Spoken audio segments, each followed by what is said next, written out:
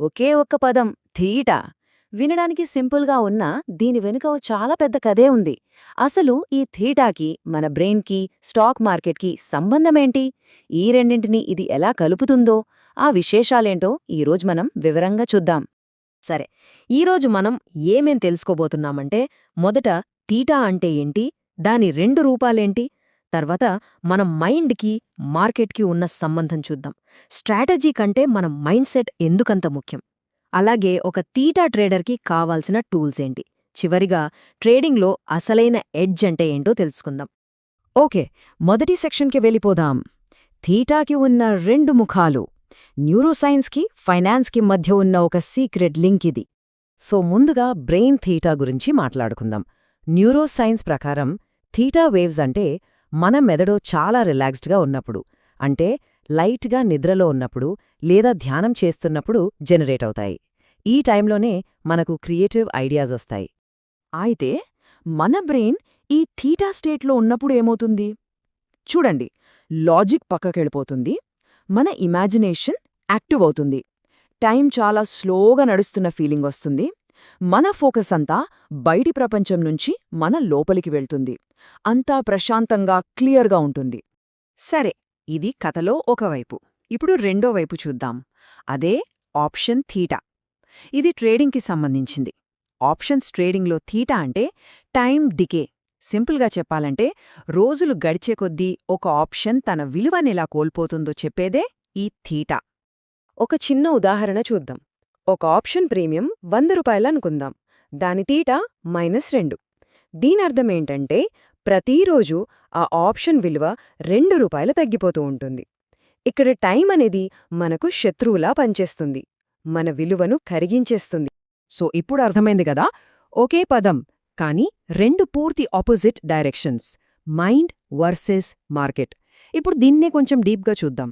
చూడండి, brain theta మనల్ని క్రియేటివ్గా, ప్రశాంతంగా ఉంచుతుంది, టైంని స్లో చేస్తుంది. కాని ఆప్షన్ థీటా ఏమో టైం గడిచే కొద్దీ మన డబ్బుని తినేస్తుంది, విలువను నాశనం చేస్తుంది. ఇక్కడే మనం ఒక విషయం గుర్తుపెట్టుకోవాలి. మార్కెట్లో టైంని మనం కంట్రోల్ చెయ్యలేం, కాని ఆ టైంలో మన మైండ్ సెట్ని మాత్రం ఖచ్చితంగా కంట్రోల్ చేయగలం. సాధారణంగా ట్రేడర్సు రెండు రకాల మైండ్ సెట్స్తో ఉంటారు. ఒకరు థీటా ట్రేడర్, ఇంకొకరు బీటా ట్రేడర్. వాళ్ల మధ్య తేడాలు చూడండి. థీటా ట్రేడర్ ప్రశాంతంగా, ప్లాన్ ప్రకారం వెళ్తాడు, అన్నీ కంట్రోల్లో ఉంటాయి. కానీ బీటా ట్రేడర్ ఎప్పుడూ హైపర్ యాక్టివ్గా, ఎమోషనల్గా, అప్పటికప్పుడు నిర్ణయాలు తీసుకుంటూ ఉంటాడు, చాలా అన్స్టేబుల్గా ఉంటాడు. అయితే ఇక్కడ ఒక పెద్ద ప్రశ్న వస్తుంది. స్ట్రాటజీ ముఖ్యమా, లేక మన మైండ్ సెట్ ముఖ్యమా? ట్రేడింగ్లో ఫెయిల్ అవ్వడానికి అసలు కారణమేంటి? ఇప్పుడు దాని గురించే మాట్లాడుకుందాం. చూడండి, స్ట్రాటజీ అనేది కామన్, స్టేట్ కంట్రోల్ అనేది రేర్. అంటే మంచి స్ట్రాటజీలు అందరి దగ్గర ఉంటాయి, కానీ దాని సరైన మైండ్ సెట్తో అమలు చేయడమే అసలైన ఛాలెంజ్. మీ దగ్గర ప్రపంచంలోనే బెస్ట్ స్ట్రాటజీ ఉన్నా మీరు టెన్షన్లోనో ఆవేశంలోనో ట్రేడ్ చేస్తే అది ఫెయిల్ అవుతుంది. అదే ఒక సింపుల్ స్ట్రాటజీ అయినా సరే ప్రశాంతమైన మనస్తో చేస్తే సక్సెస్ అవుతుంది. పాయింట్ అదే. సరే, థియరీ అంతా బానే ఉంది, కానీ ప్రాక్టికల్గా ఆ థీటా స్టేట్ని ఎలా సాధించాలి? దానికోసం కొన్ని సింపుల్ టెక్నిక్స్ ఉన్నాయి. అవేంటో ఇప్పుడు చూద్దాం. మార్కెట్ ఓపెన్ అవ్వకముందు ఒక 5-10 నిమిషాలు మీకోసం కేటాయించుకోండి. ఫస్ట్ ప్రశాంతంగా కూర్చోండి. 4 సెకండ్ల పాటు గాలి పీల్చి 6 సెకండ్ల పాటు వదలండి. ఇది కొన్నిసార్లు చేయండి. ఇక మైండ్ సెట్. డబ్బు సంపాదించాలి అనే ఆలోచనను పక్కన పెట్టి సరైన నిర్ణయాలు తీసుకోవాలి అనే దానిపై ఫోకస్ చేయండి. ఇది చాలా ముఖ్యం. ట్రేడింగ్కి ఎప్పుడూ ఒక స్ట్రక్చర్ ఉండాలి. అంటే ఎక్కడ ఎంటర్ అవ్వాలి, స్టాప్ లాస్ ఎక్కడ పెట్టాలి, టార్గెట్ ఏంటి, ఈ 3 ముందే ఫిక్స్ చేసుకోవాలి. ప్లాన్ లేకుండా చేసే ట్రేడ్ అనేది ఒక డెసిషన్ కాదు, అది జస్ట్ ఒక రియాక్షన్ మాత్రమే.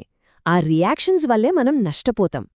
ఇంకో ముఖ్యమైన విషయం, ట్రేడింగ్ చేయకపోవడం కూడా ఒక పవరే. మార్కెట్లో మనకు సరైన సెటప్ కనిపించినప్పుడు ఖాళీగా కూర్చోవడం అనేది ఒక బెస్ట్ డెసిషన్. ఓపికగా ఉండటం వల్ల మన క్యాపిటల్ సేవ్ అవుతుంది. ప్రతిరోజు ట్రేడ్ చేయాలని రూల్ ఏమీ లేదు. ఒకవేళ వరుసగా లాసెస్ వస్తే ఏం చెయ్యాలి? చాలా సింపుల్ రూల్స్ ఉన్నాయి. 2-3 లాసెస్ రాగానే ఆ రోజుకి ట్రేడింగ్ ఆపేయండి. మీ పొజిషన్ సైజ్ తగ్గించండి. పోయిన డబ్బుని ఇప్పుడే వెనక్కి తెచ్చుకోవాలి అనే రివెంజ్ ట్రేడింగ్ అస్సలు చెయ్యొద్దు. గుర్తుంచుకోండి, మన మొదటి పని క్యాపిటల్ని కాపాడుకోవడమే. లాసెస్ మాత్రమే కాదు, వరుసగా ప్రాఫిట్స్ వచ్చినప్పుడు కూడా ఒక ప్రమాదముంది. ఏంటంటే ఓవర్ కాన్ఫిడెన్స్ పెరిగిపోతుంది. దాంతో రిస్క్ ఎక్కువ తీసుకుంటాం, డిసిప్లిన్ తగ్గిపోతుంది. అందుకే గెలుస్తున్నప్పుడు కూడా మీ రిస్క్ రూల్స్ని స్ట్రిక్ట్గా ఫాలో అవ్వండి. అవసరమైతే చిన్న బ్రేక్ తీసుకోండి. అయితే ఇంతకీ అస్సలైన ట్రేడింగ్ ఎడ్జ్ ఏంటి? ఎలా వస్తుంది? అది న్యూట్రల్ ట్రేడర్గా మారడంతో వస్తుంది. ఏంటది? గోల్ ఏంటంటే ఒక న్యూట్రల్ స్టేట్ నుంచి ట్రేడ్ చేయడం. అంటే లాస్ వచ్చినప్పుడు బాధపడకుండా, ప్రాఫిట్ వచ్చినప్పుడు పొంగిపోకుండా, రెండింటినీ ఒకేలా ప్రశాంతంగా చూడగలగడం. ఇదే ఆ థీటా లాంటి ట్రేడింగ్ మైండ్ అంటే. సో ఇదంతా విన్న తర్వాత ఫైనల్గా ఒక ప్రశ్న. మార్కెట్లో లాంగ్ టర్మ్లో సక్సెస్ అవ్వాలంటే అన్నింటికంటే ముఖ్యమైన ఆ ఒక్క విషయం ఏంటి? దానికి సమాధానం ఇదే. మార్కెట్లో మీ ఎడ్జ్ మీ స్ట్రాటజీ కాదు. మీరు ఏ స్టేట్ ఆఫ్ మైండ్తో ట్రేడ్ చేస్తున్నారో అదే మీ అసలైన ఎడ్జ్.